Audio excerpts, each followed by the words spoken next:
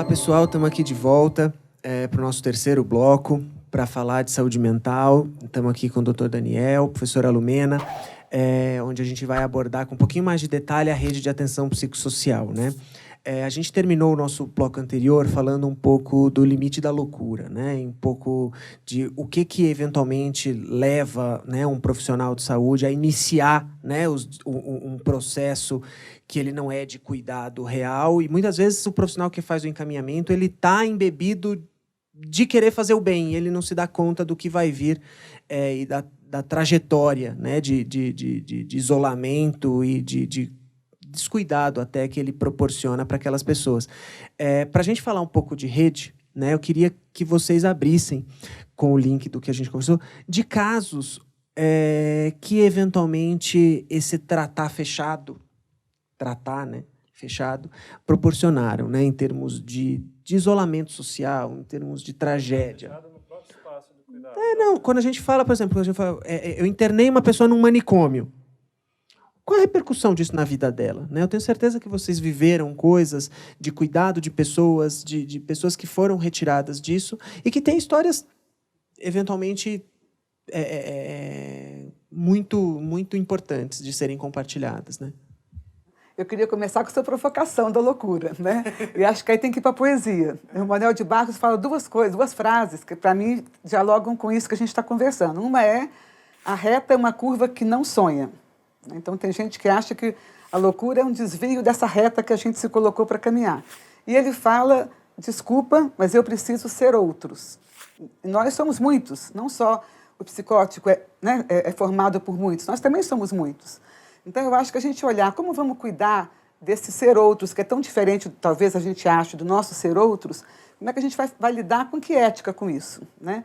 E aí, eu acho que você pede um exemplo, e acho que isso é forte para a gente poder pensar isso. Vou contar duas coisas bem rápidas. Numa residência terapêutica, que é um importante lugar da rede, fundamental lugar da rede para poder fechar os manicômios, as pessoas vão morar em liberdade. Uma mulher que estava há 26 anos no manicômio, ela chega na inauguração da residência muito alegre e depois entra no banheiro e começa a gritar: eu quero minha belezura de volta. Quando eu consegui entrar no banheiro para conversar com ela, ela estava pela primeira vez, depois de 26 anos, na frente do espelho. Então, o manicômio não roubou dela só a liberdade. O manicômio roubou dela isso que todos nós temos direito, que é se ver envelhecer, se ver mudando, se perceber outra pessoa. Né? E um outro, também 23 anos no manicômio, há 2 dias não comia na residência terapêutica, e quando fomos perguntar para ele, porque não tocava aquela sirene.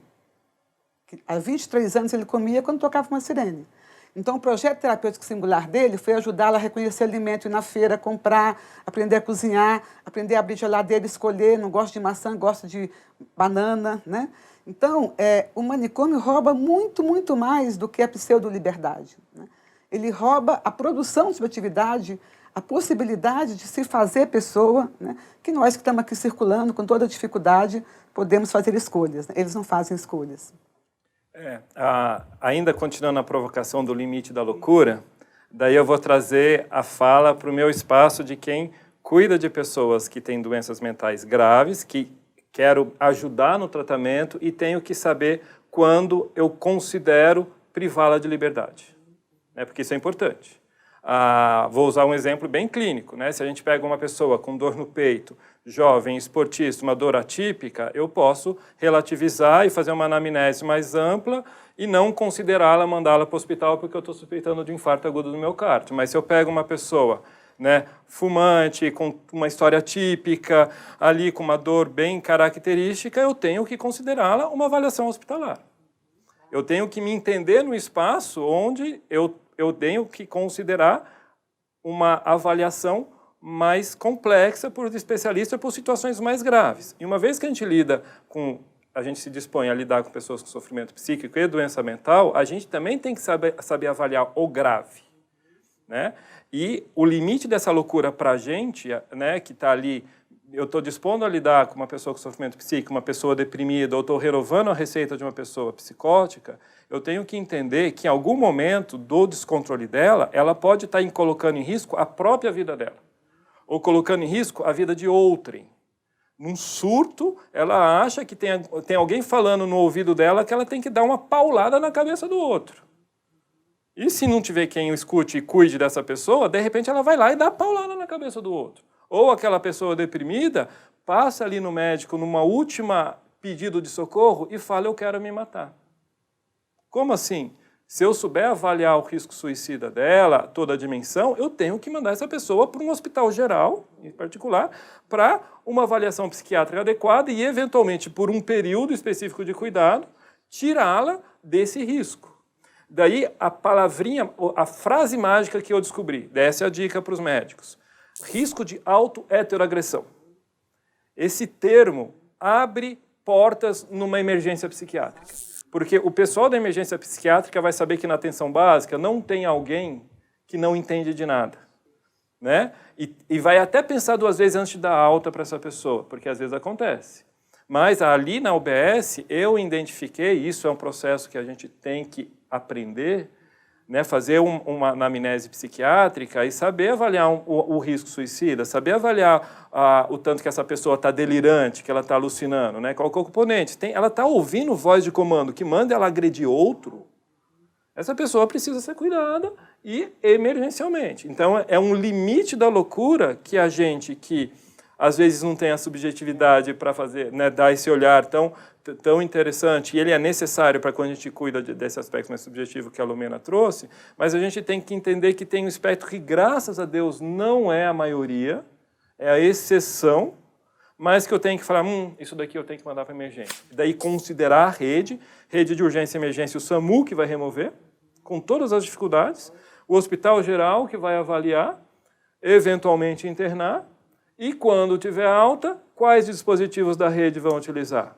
Vai para o CAPS, não vai, eu cuido, necessário uma residência terapêutica, né? Daí, né, para trazer o tema aqui da rede de atenção psicossocial. Não dá para você achar que uma OBS e um CAPS, que muitas vezes não é 24 horas, é suficiente. Quando o CAPS não é 24 horas, ter leito psiquiátrico no hospital geral salva vidas. Né? Você poder falar para a pessoa, olha, agora você está indo para casa, mas se tiver problema no fim de semana, vai nessa emergência que atende também esse caso. Né? E aí eu acho que é fundamental não só existir esses serviços que são absolutamente centrais numa rede de cuidado, né? Mas ter uma relação entre os serviços. Quer dizer, o hospital geral saber que ele pode devolver para aquela OBS. Né? E devolver, às vezes, já com um atendimento marcado. Né? Que a urgência saiba que pode mandar para o CAPS aquela pessoa, porque ela está em cuidado no CAPS, só que o CAPS não é 24 horas. Né? Então, eu acho que essa articulação de rede, que não é fácil, né? Eu sempre brinco que é mais fácil de falar do que de fazer, mas ela é fundamental. E quando tem o NASF, quando tem alguns profissionais de apoio, eles podem ajudar a articular essa rede também, fazendo reuniões em cada lugar. Então, com certeza, ter a rede completa, e às vezes a rede completa ela é regional, não é local, né? Acho que é uma coisa bastante fundamental para esse cuidado ser integral. Né? Eu queria aproveitar essa fala de vocês, que eu acho que ela abre um caminho bastante claro, eu acho, para quem está nos vendo, da importância do reconhecer a rede. Né? E eu gosto muito de uma passagem do professor Cortella, que ele fala que o segredo da vida, né, ele tem uma história que ele conta do filho dele, né, que o filho dele queria saber qual é o segredo da vida. E quando o filho dele faz 12 anos, ele conta para o filho que o segredo da vida é que a vaca não dá leite, tem que tirar. E eu acho que é um pouco isso. Né? Assim, não existe fluxo que exista sem pessoas. Não vai existir rede de atenção psicossocial capaz de construir projetos terapêuticos sem que as pessoas conversem. E aí eu queria ouvir um pouco de vocês dessa dimensão, porque a gente está falando de rede. Porque a gente falou de CAPS, a gente falou de serviço residencial terapêutico, a gente falou de hospital geral, a gente falou de urgência e emergência, que eventualmente a UPA até pode estar nesse desenho, discutindo um pouco uma questão de desintoxicação, né, principalmente nos casos de intoxicação exógena, né, de uso abusivo de drogas. Só que estas construções, elas demandam um componente humano. Né? Então, eu queria ouvir de vocês um pouco desta... Usando, né, a imagem da rede, eu avanço e eu acho que a gente tem que tecer a rede. E a minha leitura de quem é o tecelão são as equipes de apoio matricial. As equipes que transitam em pontos de rede. Elas, não exclusivamente, mas elas fazem um papel fundamental. Porque a atenção básica ela está imersa numa série de problemas, né? A gente está falando de saúde mental, mas ao mesmo tempo tem o surto de sarampo, ao mesmo tempo tem a dengue, ao mesmo tempo tem o projeto do idoso que o prefeito resolveu instituir, né? E ela está imersa ali e não consegue ter fôlego para conversar com o CAPS. O CAPS tem as demandas dele, o hospital está lá com todas as dificuldades. Agora, se tem uma equipe que consegue visitar e entender como todas essas funcionam, né? E as equipes de apoio matricial, quando elas imbuídas do trabalho delas, elas compreendem isso muito bem, né? Sabe qual que é a porta do CAPS e o melhor momento do CAPS AD para compor num projeto terapêutico que ela está discutindo na atenção básica. Nem sempre a atenção básica sabe disso. Então, ali naquela conversa, ela fala, olha, em algum momento, pede para o familiar, na terça-feira de manhã, que tem os melhores profissionais no CAPS para abordar. Né? E lá, num momento com o CAPS, interage como é que o fulano veio, não veio, né? E possibilita esse diálogo. Então, essa ideia de equipes de apoio, elas, né? Ou que o profissional tenha o digital, né? A rede de WhatsApp, isso acontece, ou poder ligar, ter um canal que eu vou ligar lá no CAPS, ou o CAPS vai falar com o hospital em horários específicos, né? Então, o segredo para isso é a comunicação, seja ela viva através de pessoas, seja ela através de tecnologia, né? Para tecer a rede, vamos dizer assim. Eu acho que isso é fundamental, né? Acho que as melhores experiências municipais que a gente já viu é quando a pessoa do NASF não apoia a atenção básica, apoia a construção de rede. Concordo completamente com você, né? E se rede é encontro, não dá para querer que a pessoa faça rede sem nunca se encontrar. Se não tiver uma vez por mês uma reunião em que alguém da UBS, alguém do CAPS, alguém do hospital e alguém do SAMU possa se encontrar, da urgência, para poder falar rapidamente, olha, esse mês foi complicado, você me mandou do jeito ruim, você não recebeu e tal. Se não tiver essa conversa, vai produzir rede como? Rede não é papel.